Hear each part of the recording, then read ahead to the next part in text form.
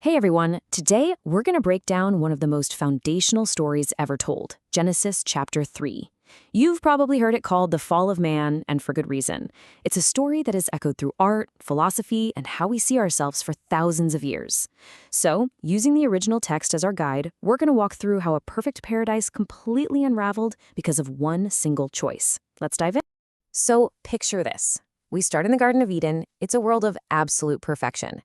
Adam and Eve, the first humans, are living in a state of total innocence. They have this direct, unbroken relationship with their creator. I mean, imagine it. Complete freedom, everything you could ever need, a clear purpose, and all of it is defined by just one simple boundary. And of course, it's this one rule that's going to become the ultimate test of trust and the trigger for, well, everything that comes next. All right, so this first part is all about setting that initial scene. We're talking about a state of pure innocence. Before this moment, things like shame or fear or guilt, they just don't even exist as concepts. The entire relationship between humanity and God hinges on this one single prohibition. And here it is. This is the one rule. It's not some long, complicated legal document. It's just a single, focused test of trust. And it all centers on this one tree, the tree of the knowledge of good and evil. The choice here isn't just about following an order. It's really about whether humanity is going to trust God's wisdom or try to define good and evil for themselves. And the consequence for breaking that trust? It's laid out in the clearest possible terms: death. This really sets the stage for the whole conflict. Okay, so now the story introduces its antagonist. The text describes the serpent as being more crafty, more shrewd than any of the other animals. And its strategy isn't a direct attack. No, it's something way more subtle. It starts with a simple question, one that's designed to plant a tiny seed of doubt. So just look at how the serpent starts this conversation. It's so clever. It's not a direct challenge, it's a carefully phrased question. It takes God's one specific prohibition and twists it, making it sound like a general restriction on everything. It's basically reframing God as someone who's holding back all the good stuff, not just one thing. It's a classic case of misrepresentation. And this slide just lays out that deception perfectly. On the left, you see what really happened. God's command was actually super generous. He gave them freedom to eat from every single tree except for one. But on the right, you see the serpent's twist, which makes it sound like this totally unfair, sweeping restriction. That tiny change to the truth is all it takes to make God's command seem totally unreasonable. So once that seed of doubt is planted, the serpent goes in for the kill. It starts with a direct contradiction. First, it completely denies the consequence. You won't die. Then, it attacks God's motive, suggesting he's just selfishly trying to keep them from getting knowledge. And then comes the ultimate temptation, the big promise. You can be like God. That is a powerful, powerful lure, right? It appeals directly to that human desire for power, for wisdom, and for our own independence. So, the stage is set.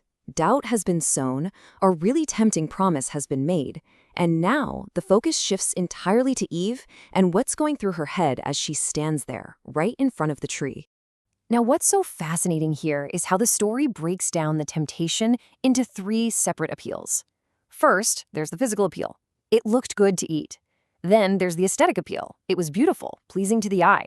And finally, the big one, an intellectual, almost spiritual appeal, this desire for wisdom.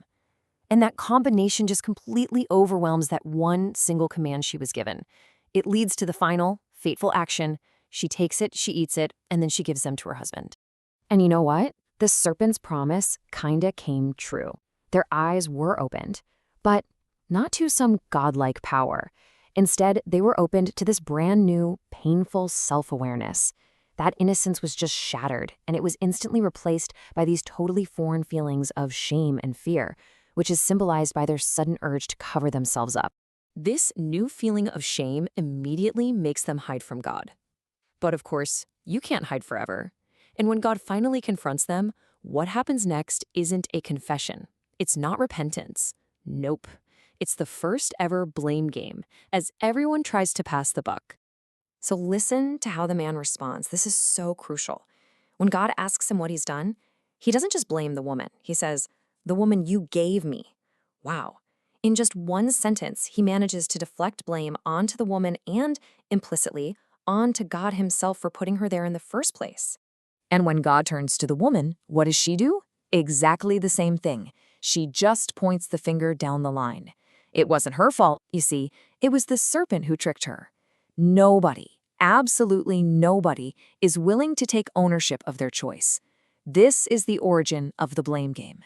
So the choices have been made, the blame has been shifted, and now the story moves to its resolution, the judgment. God addresses each of the three participants, the serpent, the woman, and the man, and he delivers a specific set of consequences that will fundamentally change their lives forever.